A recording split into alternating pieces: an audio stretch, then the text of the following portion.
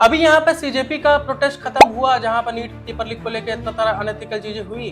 अब यहाँ पे क्या हुआ है, झारखंड में रांची में एक प्रोटेस्ट चालू हो गया है, जहाँ पे झारखंड स्टाफ सिलेक्शन कमीशन और झारखंड पब्लिक सर्विस कमीशन की तरफ से कुछ इरेगुलरिटीज हुई है, जहाँ पे लोग रोड पे आ गए हैं और वहाँ पे प्रोटेस्ट चालू हो गया है। तो वीडियो चालू करने से पहले कुछ क्लिप्स आप लोग देख लो किस तरीके से प्रोटेस्ट चल रहा है रांची में। हम लोग को बताया दिया जाता है कि इस पार्टी से उस पार्टी से, ऐसा भी बात होता है। आपको लग रहा है सर इतना रात हो गया और हम लोग जग रहे हैं, किस पार्टी के लिए जग रहे हैं? यहाँ कोई मेला नहीं सजा है, यहाँ छात्रों का फ्यूचर दाव में लगा हुआ है।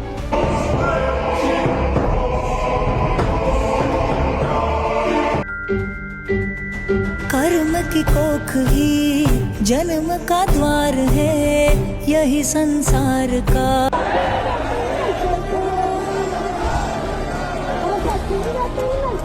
अभी जो प्रोटेस्ट चल रहा है उसके रिगार्डिंग बात करने से पहले मैं आपको लास्ट 5 साल के डेटा आपको दिखाना चाहूंगा, बात करना चाहूंगा, जिसमें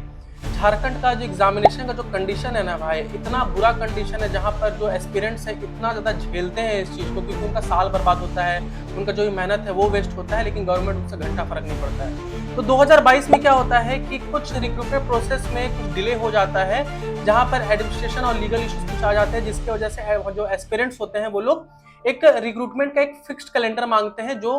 खारिज कर दिया जाता है, जिसमें भी कुछ सुनवाई नहीं होती है।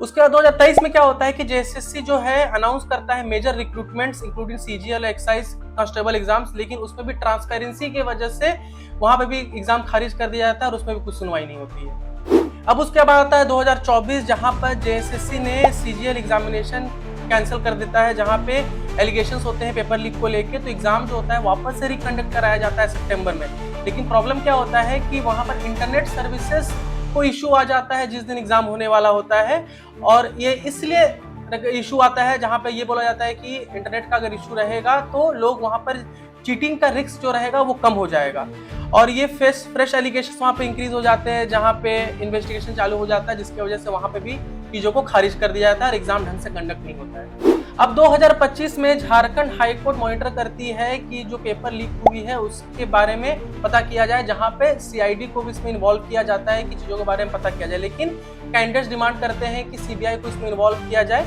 उसके बाद हाई कोर्ट को किसी तरीके का एविडेंस नहीं मिलता है तो इसको क्लीन चिट दे दिया जाता है, जहां पर बाद में सुप्रीम कोर्ट को इंटरफेयर करने के लिए बोला जाता है, सुप्रीम कोर्ट इस चीज में इंटरफेयर करने के लिए मना कर देते हैं। तो आप देख सकते हो कि लास्ट 4 साल से किस तरीके से एग्जामिनेशन का धजिया उड़ा पड़ा है, जहाँ पे झारखंड के जो भी एस्पिरेंट्स है, जो भी बच्चे जो पढ़ाई कर रहे हैं, प्रिपरेशन कर रहे हैं, वो कहीं ना कहीं इस चीज से इरिटेट हो गए हैं कि किसी भी अच्छे तरीके का जो नॉर्म्स होना चाहिए एग्जामिनेशन को लेके वो नहीं, वो कहीं ना कहीं मिसिंग है, जिस वजह से आपको 2026 में एक अच्छा प्रोटेस्ट आपको देखने को मिल रहा है। अब यहाँ पे सबसे इंपॉर्टेंट बात ये आता है कि भाई किस तरह का करप्शन चल रहा है, किस तरीके से सिस्टम चल रहा है कि इतना ज्यादा पेपर लीक होता है, जहाँ पर स्टूडेंट के करियर से खिलवाड़ किया जाता है। तो यहाँ पर रिकरिंग एग्जाम लीक, जहाँ पे जेपीएससी और जेसीएससी का जो रिक्रूटमेंट प्रोग्राम जो होता है, जहाँ पे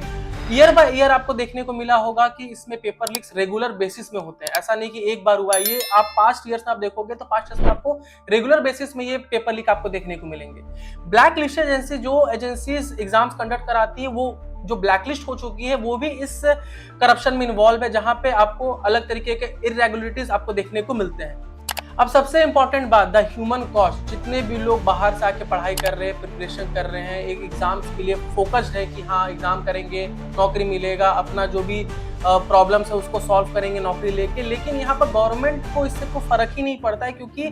एट द एंड ये जो प्रॉब्लम्स है ना, ये रेगुलर बेसिस में चल रहे हैं, जहाँ पे लोग अपना करियर लॉस्ट कर जा रहे हैं, कोई अपॉर्चुनिटी उनको नहीं मिल रहा है, और जो बहुत ज़्यादा प्रिपरेशन कर रहे हैं, बहुत मेहनत कर रहे हैं, उनको भी एट द एंड कोई रिजल्ट नहीं मिल रहा है। ये कहीं ना कहीं बहुत बड़ा करप्शन है और बहुत बड़ा साइकिल चल रहा है, जो एक तरीके से सॉल्व होना चाहिए और एट द एंड स्टूडेंट्स को एक जस्टिस मिलना चाहिए। अब यहाँ पे बात उठता है कि ये जो प्रोटेस्ट है ये कब चालू हुआ और ये कहाँ से चालू हुआ। तो ये जो प्रोटेस्ट है, एक बापू भाटिका नाम करके एक जगह है रांची में, जहाँ पे ये प्रोटेस्ट स्टार्ट होता है 25 जुलाई को, जहाँ पे जो फ्रस्ट्रेटेड एस्पिरेंट्स है वो कहीं ना कहीं प्रोटेस्ट करना चालू करते हैं कि भाई जो भी हो रहा है वो गलत हो रहा है। फिर 29 मार्च को 5000 से ज्यादा बच्चे रोड पे आ जाते हैं और वो धरना देते हैं, प्रोटेस्ट उठाते हैं और इस बात को उठाते हैं कि जो भी ट्रांसपेरेंसी है हम लोग को दिखाया जाए। और इसके साथ साथ ये भी होता है कि जो कम्युनिटी है, जो हम लोग जिस सराउंडिंग में रहते हैं, जो इन्वायरमेंट हम लोग रहते हैं, वहाँ के भी लोग बच्चों को सपोर्ट कर रहे हैं फूड, वाटर, शेल्टर प्रोवाइड करने में, कि आप लोग अच्छे तरीके से प्रोटेस्ट करें और जो भी इसका डिसीजन हो स्टूडेंट के वेलफेयर के लिए आए। इसके साथ ये भी हुआ कि जो 25 जुलाई को जो चिंगारी लगी थी इस प्रोटेस्ट को लेके, वो कहीं ना कहीं 24 डिस्ट्रिक्ट, झारखंड के 24 डिस्ट्रिक्ट में ये कहीं ना कहीं फैल चुका है, जहाँ पे हर जगह झारखंड में प्रोटेस्ट चल रहा है कि जो भी हो रहा है गलत हो रहा है और इस चीज को सही किया जाए। अब यहाँ 25 जुलाई से जो प्रोटेस्ट चल रहा है झारखंड में, उसका इम्पैक्ट क्या आया है, गवर्नमेंट ने इसमें क्या एक्शंस लिए हैं अभी तक। सबसे पहला एक्शन हुआ है कि 11 अरेस्ट हुए हैं, जो भी इसमें इन्वॉल्व थे उनको अरेस्ट किया गया है। जेपीएससी के चेयरमैन ने रेजिग्नेशन दे दिया है और सीआईडी को इसमें इन्वॉल्व किया गया है इन्वेस्टिगेशन के लिए। अब यहाँ प्रोटेस्टर लोग क्या डिमांड कर रहे हैं, प्रोटेस्टर लोग का डिमांड ये है कि सीबीआई का एक इन्वेस्टिगेशन होना चाहिए जो न्यूट्रल होना चाहिए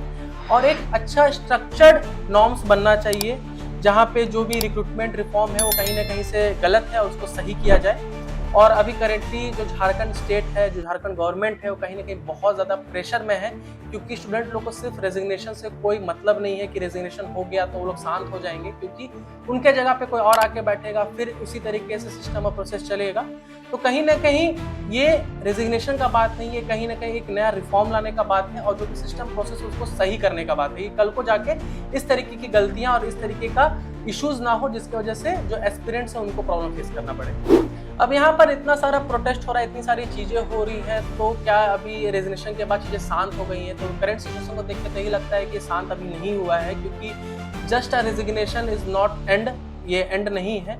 अभी 6 अगस्त को विधानसभा घेराव का प्रोटेस्ट होने वाला है, जहाँ पे जो स्टूडेंट्स है, जो एस्पिरेंट्स है, विधानसभा रांची में जाके घेराव करने वाले हैं, जहाँ पे उनका डिमांड ये रहेगा कि जो रिक्रूटमेंट है उसमें ट्रांसपेरेंसी रहे, पेपर लीक्स कहीं ना कहीं बंद किया जाए और एक फेयर सिस्टम बने जहाँ पे कोई करप्शन ना हो, और जो उस चीज़ के लिए एलिजिबल हो, जो स्टूडेंट मेरिट में आए हैं, जो उस चीज़ के लिए एलिजिबल हो, उनको कहीं ना कहीं एक फेयर रिवॉर्ड मिले। तो कहीं ना कहीं ये स्टूडेंट्स लोग के तरफ से जो किया गया जो डिमांड है ये सही है, किसी भी तरीके से गलत नहीं है, क्योंकि सभी लोग कहीं ना कहीं दूर से आए हैं, कोई कहीं कुछ मेहनत कर रहा है, कोई किसी भी तरीके का एडजस्टमेंट्स कर रहे हैं, फैमिली प्रॉब्लम्स है, बहुत सारी चीज़ें इसमें इन्वॉल्व है और गवर्नमेंट को इस चीज़ से फ़र्क पड़ना चाहिए, क्योंकि कहीं ना कहीं फ्यूचर जो है यूथ है और इस तरीके से अगर सिस्टम चलेगा तो फ्यूचर इज़ वेरी डार्क, कहीं ना कहीं ये चीज़ है और गवर्नमेंट को ये चीज़ समझना चाहिए। तो आई होप जैसे सीजेपी के प्रोटेस्ट से चीज़ें कहीं ना कहीं थोड़ी मोड़ी सॉल्व हुई और कल को जाकर रिफॉर्म्स में कुछ चेंजेस आए, उसी तरीके से स्टेट गवर्नमेंट झारखंड भी कुछ ना कुछ चेंजेस करना चाहिए और उसमें स्ट्रिक्ट रूल्स बनाने चाहिए कि अगर कुछ भी तरीके से अगर प्रॉब्लम्स होते हैं तो उस जगह करेक्टिव एक्शंस लिए जाएं उस इंडिविजुअल या उस ऑफिशियल के बारे में जो इस चीज़ में इन्वॉल्व है। तो आप लोगों को क्या लगता है, ये जो स्टूडेंट लोगों से किया जा रहा है ये सही है या गलत है? गवर्नमेंट ने जो किया वो सही है या गलत है? अपने जो भी थॉट्स है कमेंट सेक्शन में जरूर लिखिएगा, क्योंकि मेरा थॉट ऑफ व्यू यही है कि जो स्टूडेंट्स के तरफ जो चीज़ किया जा रहा है वो कहीं ना कहीं सही है। अगर लोग नहीं बोलेंगे तो गवर्नमेंट नहीं सुनेगी। तो ये वीडियो यहीं तक था। आई होप आप लोग को ये वीडियो अच्छा लगा हो। वीडियो अगर अच्छा लगा तो वीडियो को शेयर ज़रूर कीजिएगा और लोगों को तो ज़्यादा से ज़्यादा पहुँचाइएगा कि किस तरीके से झारखंड का